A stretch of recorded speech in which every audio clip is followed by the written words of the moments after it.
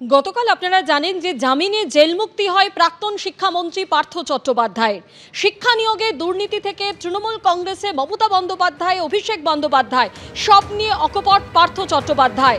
যখন তাকে বান্ধবীর বাড়িতে টাকা উদ্ধারের প্রসঙ্গ নিয়ে প্রশ্ন করা হয়, তখন তিনি বলেন যে আমার বাড়ি থেকে তো টাকা উদ্ধার হয়নি, বান্ধবীর বাড়ি থেকে টাকা উদ্ধার হয়েছে, তাই সেই উত্তর দেবে।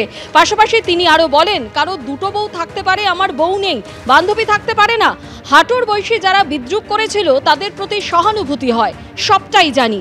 বান্ধবীর বাড়ি থেকে কোটি কোটি টাকা সোনা উদ্ধার নিয়ে দাবি প্রাক্তন শিক্ষামন্ত্রী।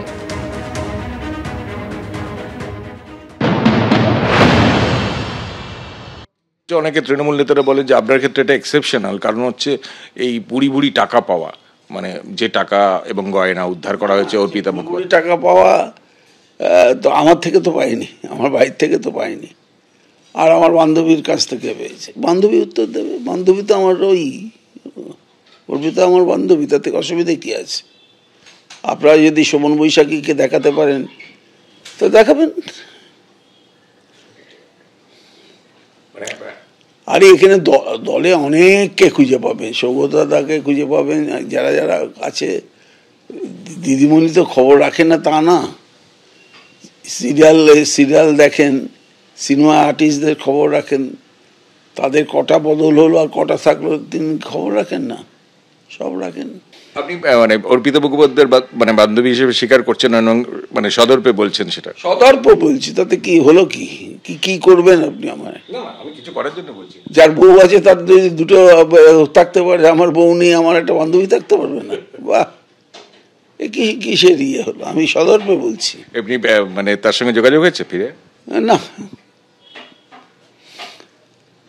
দেখুন, আমাকে হাঁটুর বয়সী, অমুক বয়সী বলে নানা রকম বিদ্রুপ যারা করেছিল তাদের প্রতি আমার সহানুভূতি হয়, কারণ তাদের সবটাই আমি জানি। জামিনে জেল মুক্তির পরে অকপট পার্থ চট্টোপাধ্যায়। শিক্ষা নিয়োগ দুর্নীতি নিয়ে যখন তাকে প্রশ্ন করা হয় তিনি কি বললেন শোনাবো। এই যে শিক্ষা দুর্নীতি ধারাবাহিকভাবে এর একটা বড় ইস্যু ছিল, একটা অনিবার্য ইস্যু ছিল রাজ্য রাজনীতিতে। এইটা দলকে সবচেয়ে বড় বিড়ম্বনায় ফেলেছে, আপনি কি মনে করেন? কারণ হচ্ছে মনে করি না। কেন? দুর্নীতি কোনো ইস্যুই না। তাহলে জয়ললিতা ফিরতে পারতো না, স্টালিন ফিরতে পারতো না, এমনকি বিজেপিও ফিরতে পারতো না। দুর্নীতি একটা বিষয়, আর একটা বিষয় হচ্ছে রাজ্যের উন্নয়ন।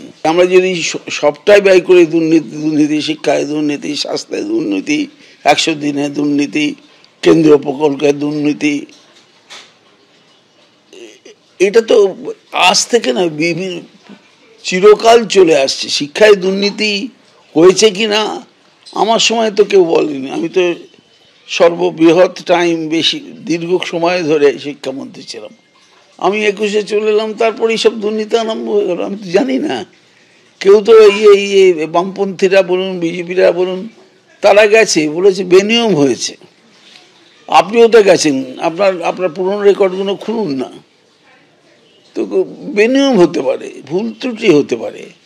তার জন্যে গান্ধী মূর্তির পাদদেশে আন্দোলন হয়েছে, তার জন্যে প্রেস ক্লাবে আন্দোলন হয়েছে, তার জন্যে বিকাশ ভবনে আন্দোলন হয়েছে। এটা যেন কোনো অমোঘ মেঘ আমার এই শিক্ষামন্ত্রী হিসাবে মমতা বন্দ্যোপাধ্যায়ের নেতৃত্বে যে উন্নতি করেছিলাম। স্কুল সার্ভিস কমিশন যে পরীক্ষা নিয়ামক সংস্থা, তারাই হাজার হাজার তালিকা প্রকাশ করে বলছে যে এগুলো দুর্নীতি হয়েছে অথবা অনিয়ম। আমার একটা প্রশ্ন হচ্ছে, তারাই নিজেরাই বলছে এটা স্বয়ংশাসিত ইয়ে, তো এটা শিক্ষামন্ত্রীর তো কোনো কাজ নেই। কোথাও একটা নিয়ে আসুন না, নিয়েতে আবার সেই আইনের পথে যাচ্ছেন আপনি। এই প্রশ্নের উত্তর আমি দেব না।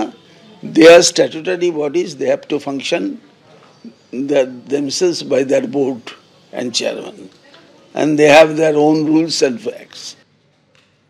এবার দেখুন কেন্দ্রীয় প্রতিমন্ত্রী সুকান্ত মজুমদার পার্থ চট্টোপাধ্যায় প্রসঙ্গে কি বলছেন। পার্থবাবুর মানে যে বক্তব্য এসেছে, সেই বক্তব্যটা আমার মনে হচ্ছে হৃদয়ের ব্যথা থেকে উনি বলছেন। তার কারণ উনি একটা কথাই বলতে পারেন, যার জন্য করলাম চুরি সেই বলে চোর।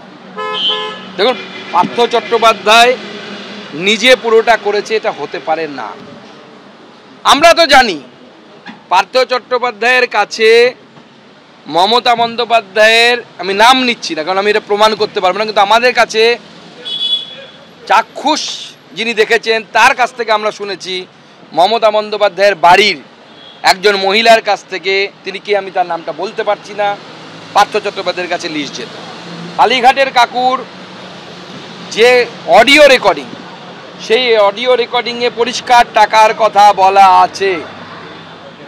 এরপরেও পার্থ চট্টোপাধ্যায় যেটা বলছেন সেটা আমার বিশ্বাস বাংলার মানুষ অ্যাটলিস্ট বিশ্বাস করবে না। ভুয়ো ভোটার নথি নিয়ে আজ নির্বাচন কমিশনের সিইও দপ্তরে যান বিরোধী দলনেতা শুভেন্দু অধিকারী। তিনি অভিযোগ করেন যে একাধিক জায়গায় বহু নথি রয়েছে, একের বেশি নাম রয়েছে। এই অভিযোগে সরব হন বিরোধী দলনেতা। 65 জন বিএলও তৃণমূলের হয়ে কাজ করছে, তাদের বিরুদ্ধে কেন ব্যবস্থা নয়? সিইও দপ্তরে গিয়ে অভিযোগ বিরোধী দলনেতা শুভেন্দু অধিকারী। 13,25,000 নথি জমা দিলেন বিরোধী দলনেতা। একাধিক জায়গায় একের বেশি নাম রয়েছে বলে অভিযোগ করেছেন বিরোধী দলনেতা। 65 জন বিএলও তৃণমূলের হয়ে কাজ করছে, তাদের বিরুদ্ধে কেন ব্যবস্থা নয়, এই প্রশ্ন তুলে সিইও দপ্তরে গিয়ে অভিযোগ জানালেন বিরোধী দলনেতা।